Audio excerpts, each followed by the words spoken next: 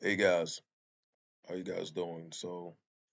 I'm about to talk about this NBA stuff. If you guys are a fan of basketball, um, this video is for you, right?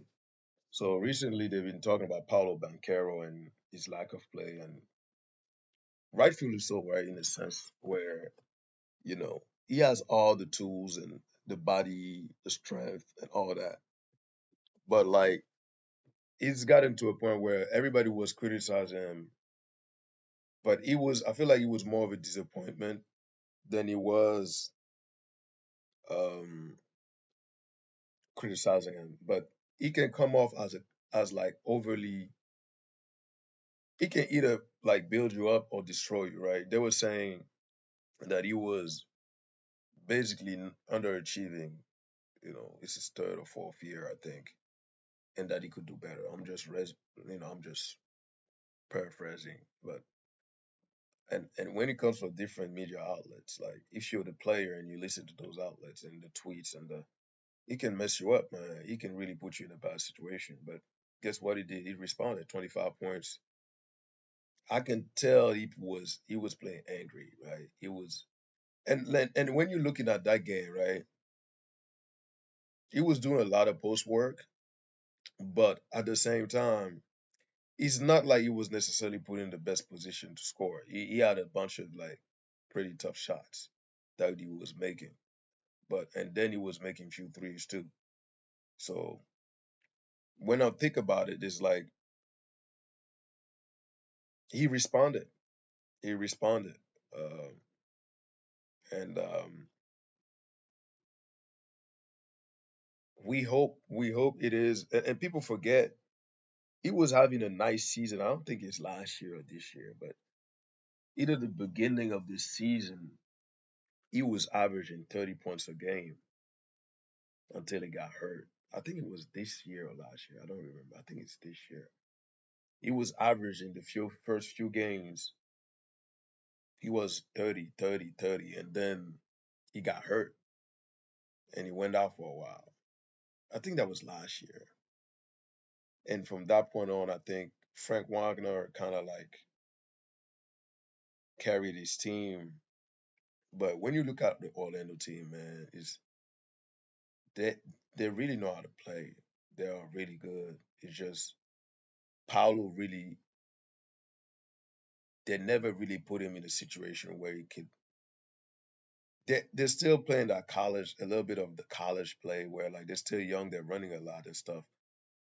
I feel like sometimes when you have a young team, it's very important to like let the players know who's the best player. Like sometimes I feel like look what they did with Wemby at first. At first they weren't really passing the ball to him like that, right? And he was kind of fit in. He wasn't demanding like that the ball, right? But look what happened over the course of the season. But sometimes like the coach would tell you like don't demand the ball, like let your game demand it for itself, right? So I feel like Wemby never really put pressure on his teammates to ask for the ball, but he let the game speak for itself because Wemby plays really both sides of the ball, so you got to respect that and reward him on the other end. He was averaging 24 points per game the whole season and ended up running up to 25. I'm sure he did that on purpose. He knew what he was doing for his MVP case and everything. And trust me, 24.8 doesn't sound as good as a 25.0. 25 is the magic number in the NBA. Like, yeah, 25 a game is like that magic number where you can get, it gives you everything, right? But yeah, man, like I feel like then that stage where the coach got to put in the player's mind, look, this is Paolo's team or this is Frank's team. Like it got to be a system where they know, okay, today I'm coming. Like look at Jalen Suggs, right? Suggs comes to the is the first name Jalen? Well, I'm gonna say Suggs. He's not known for his like offensive prowess like that, right? He had a great college career, right? I used to watch that nigga like playing crazy in college. But like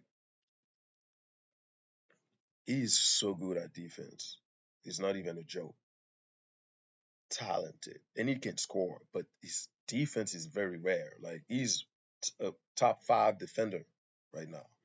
I'm talking about in the terms of like defending the ball for real. Like eye test from I even the numbers says it, but eye test like he everything. He's a Derek White. He's like that type of level of like defense, but he's faster. He's more athletic, and you know does a lot of good things for his team. But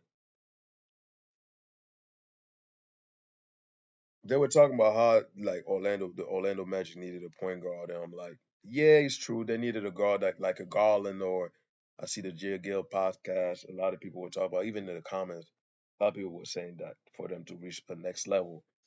It's not that I don't agree. I agree like schematically, you can have a point guard that can score and give you a little more structure in terms like of a position of like what he plays for his position. You need somebody to set him up a little better. But if I'm Paolo, I'm like, fuck that. I don't need that. You know what I mean? I just need to assert myself as a player. Melo didn't need that, right? Those are the comparisons. They say he's a mix of Melo and LeBron, right? So yeah, it's that sometimes like in one of the podcasts it said Gil said it, right? That sometimes if the player can't figure it out, you gotta find somebody that's gonna figure it out for him. He didn't mean it literally, but you gotta put him in a position where like as a coach, you got to put it in position to win low. Like, okay, the first three plays of the game, we're gonna start with two Paulo post up on both sides of the ball. And the third play is gonna be Paulo, you spread out, like 1-4 flat, run in the middle, take a charge, do something. Like assert yourself. You need to find a routine shot selection in the first quarter where you know your brain is automatically in scoring mode. And then after that, you can find ways to get your shit going. Cause we're gonna try to throw you a hoop.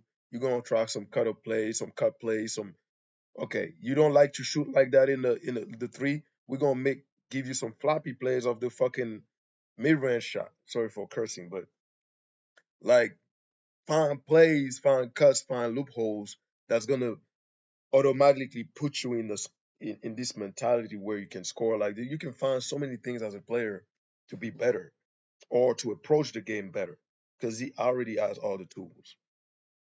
But he did respond today with 25 points a game. We have the Warriors losing right now by the Suns. I'm a little surprised. I thought that the Warriors was gonna wait. What's the let me see what's the score right now?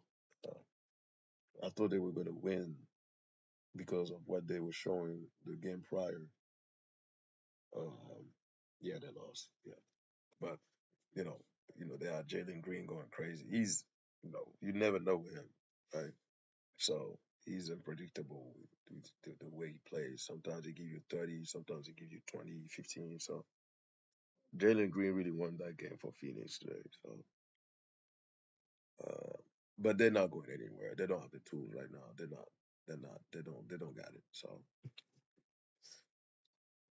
yeah, man. This was my basketball take today. So I'll see you on the next one.